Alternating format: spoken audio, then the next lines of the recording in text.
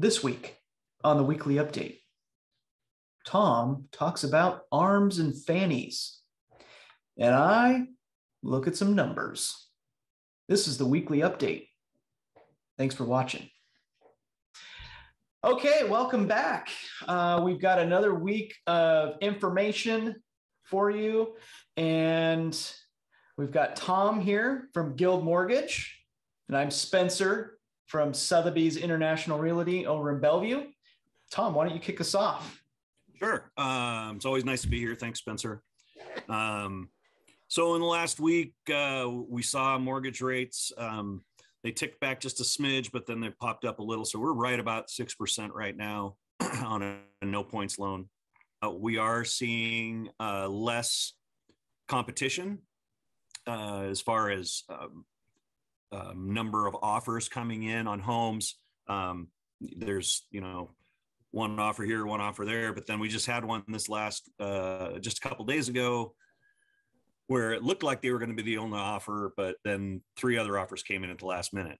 But our clients got the house for a few reasons. One, two of the purchase offers were all cash, but they were less than the listing price. Our client put in an offer for full price, 20% down with financing. And it was a strong offer, but another offer came in for more money at 20% down. But because the listing agents knew me, because I've been doing this for so long, they went with our offer. So remind everybody how long you've been doing this. It's just about 21 years. Not a short amount of time. Yeah, I think you were born, weren't you, Spencer? I might have been born, yeah. So anyway, no, it was a nice story that they were able to get that. And they were really impressed with the whole thing, the whole process. And so, yeah, it was nice to have my name help secure a place for the clients. It made me feel good. We're in a people business. There's other people on the other side of this transaction. And that goes a long ways when you're negotiating. Yeah. And Seattle, and, I've been a lifetime resident of the Seattle area. It's like Mayberry, I mean, it's, if you know what Mayberry is from the Andy Griffith Show.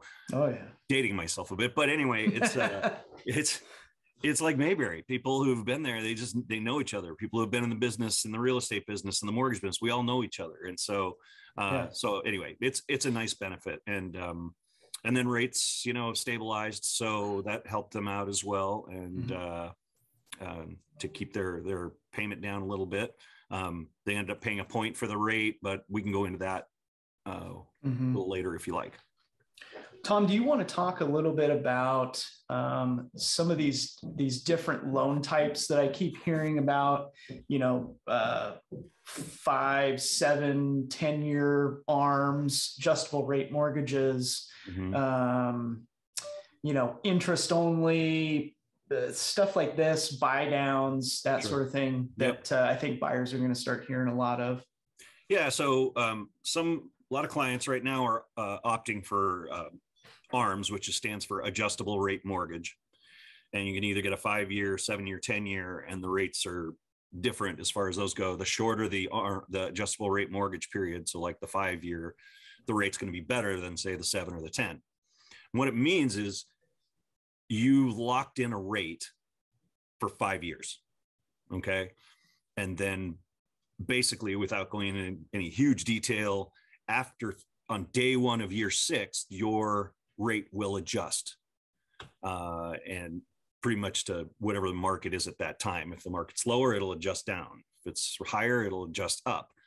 There are caps on that, so to protect the consumer, but still there's that. So why would anybody do that? Well, a couple of reasons. You've got the benefit of the lower rate, and in some cases it's a good, full percentage point less.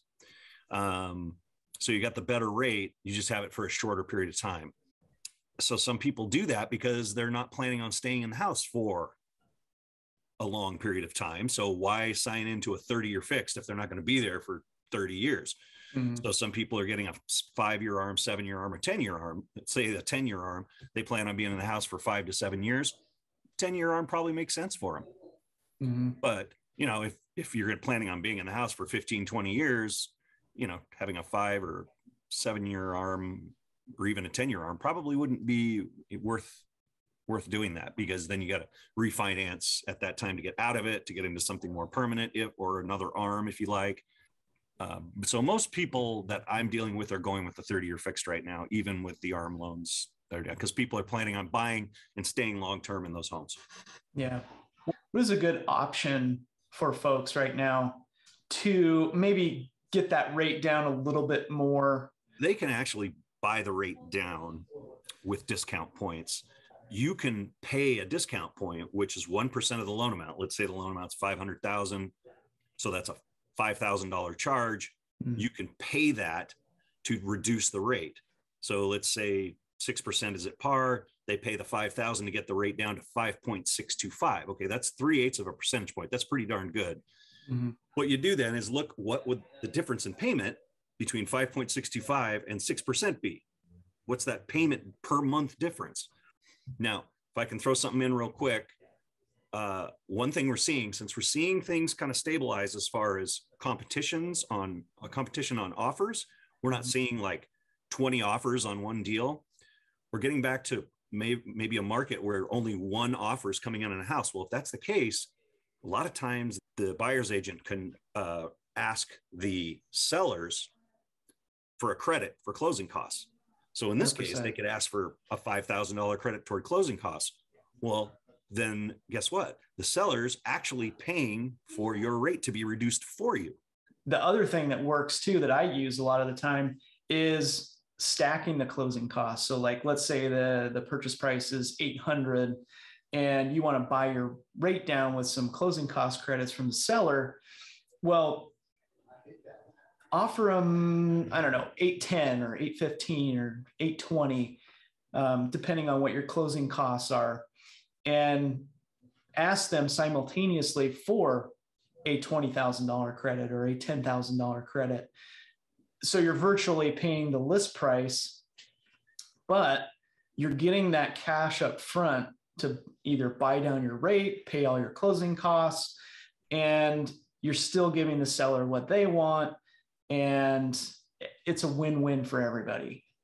Just talk to your real estate agent and your mortgage broker about this stuff.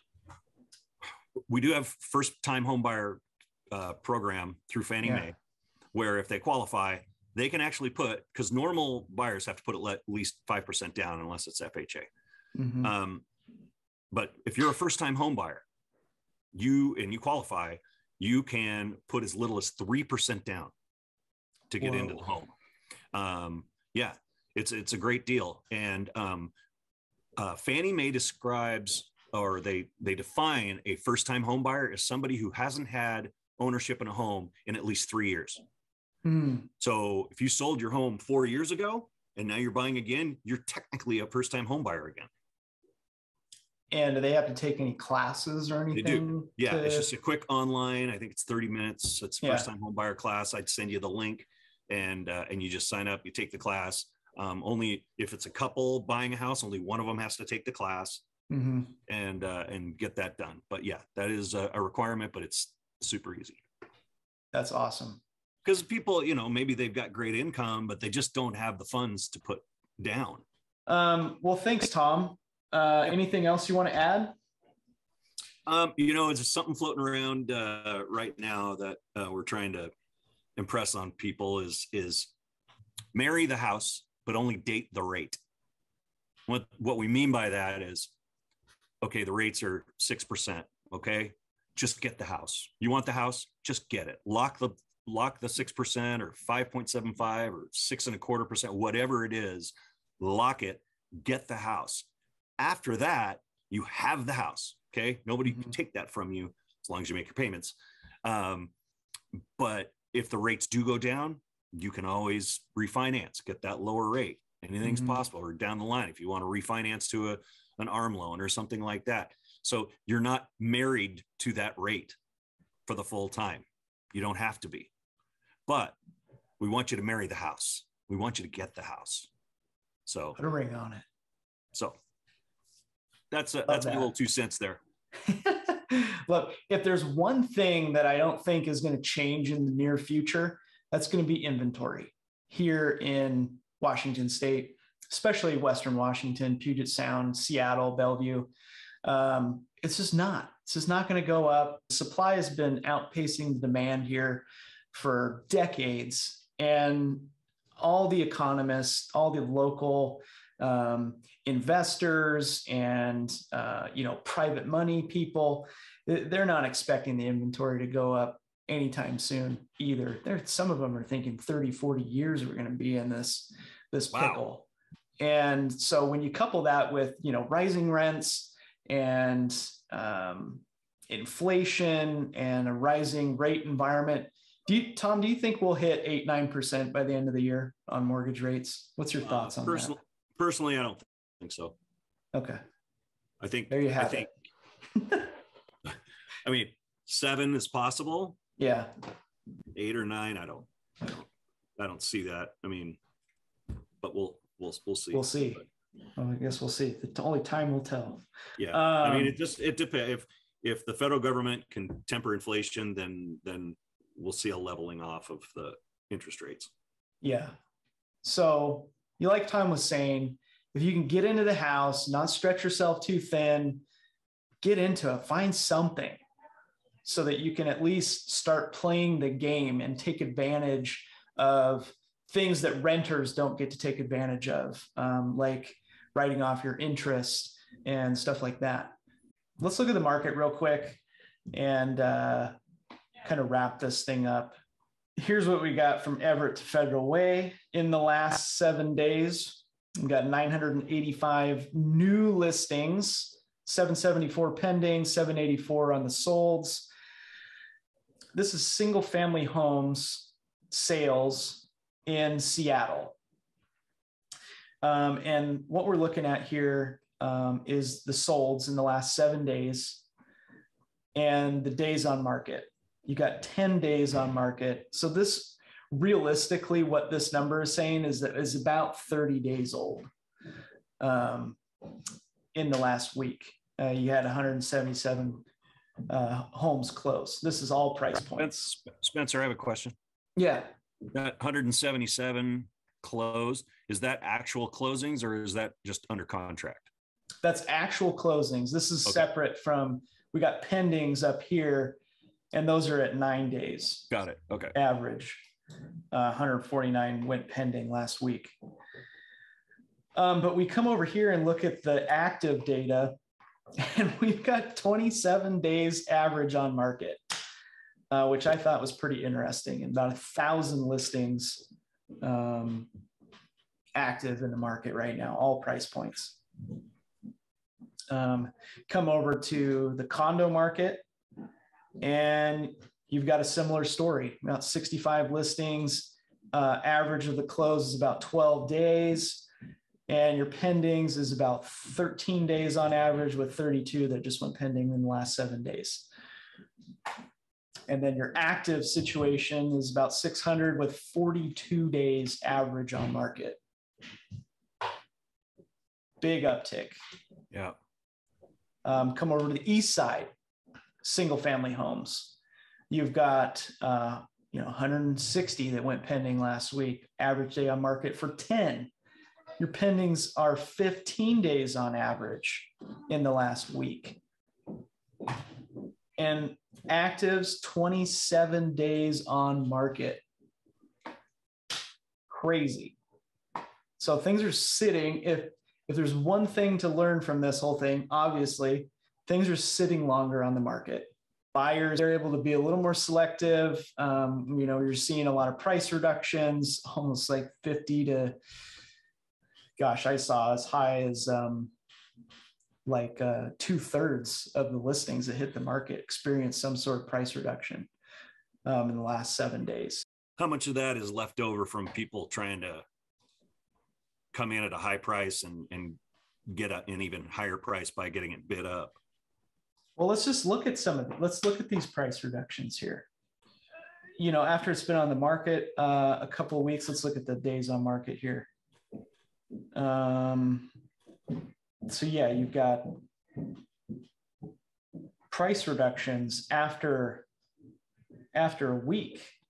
Oh, 1 point, and a lot of them are just like 50,000. Yeah. 20,000. Kind of depends on the price point. You're going from 444 to 430. Not a huge price drop. But if they're doing a price drop after just 1 week, that tells me that they're just throwing a number at the wall to start. Yeah. And then they're coming back with, okay, we didn't get it, so we'll bring it back. We'll take it back. And to an extent, right? Like, I mean, the comps, it's really hard to use the comps from even a month ago right now, because the market shifted that fast. It was virtually overnight. And so what we're doing on a lot of our listings is going back to the fall. That has been a more productive strategy, even though sellers don't like to hear that. But that's what's selling the houses. A lot of this appreciation and equity that we've built over the last 5-6 months is almost virtually evaporated. Condo market on the east side, you're looking at about 43 sold in the last week, about 8 days on average for those ones that sold. So about 30 days ago, that's what we were looking at. And then the pendings are up to about 11 days on average, and we had 26 of those go pending last week, with an active inventory of condos about 250, with a 27-day on average day on market. And so now I want to drill into Bellevue a little bit. If any of you aren't familiar with where the heck Bellevue is, everybody knows Seattle, that's over here. Bellevue's over here, in between Lake Sammamish and Lake Washington.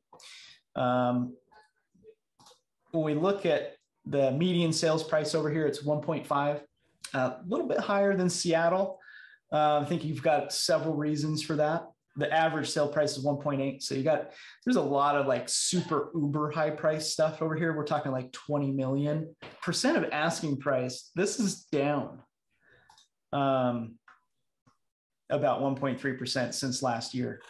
I would say Bellevue though is always, the east side cities are always appreciated a little faster than Seattle, always fetch a little bit higher price escalation than some of the homes in Seattle. You've got average price per square foot of $781. I know everybody likes to look at this number. So there it is. It's a big number. Yeah, big number. I mean, you're almost like the condo market, the high-rise condo market, especially you get into like these luxury floor plans and everything.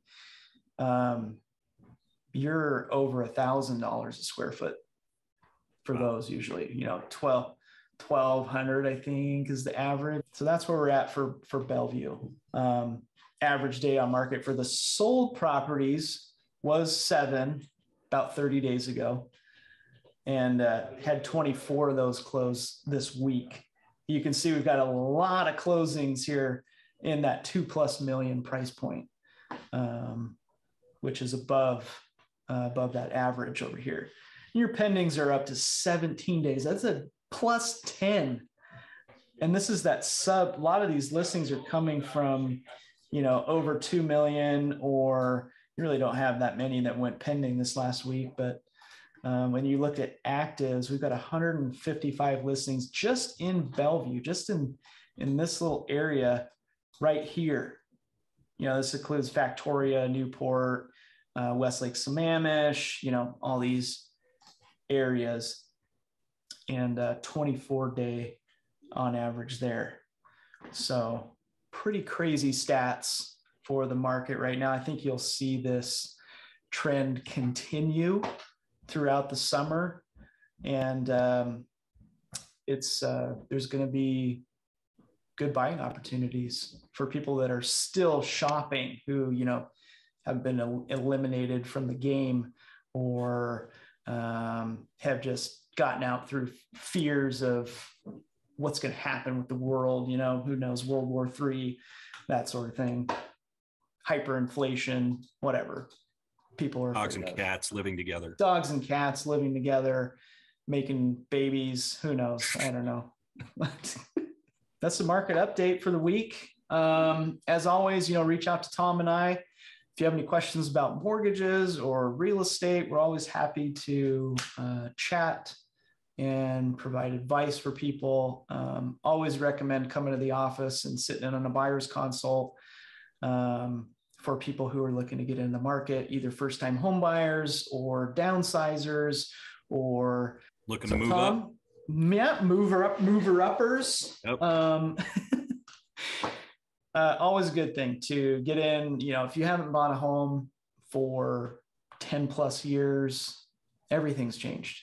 So you're thinking about buying and you haven't gotten a pre-approval on the mortgage side, if you're not, making it rain with the dollar bills, go talk to Tom and he'll shoot you straight. And if you guys have any suggestions, things you think that we should be talking about, leave it in the comments. Love to hear your thoughts. Thanks a lot, Spencer, for watching, and we'll see you guys next week. Peace.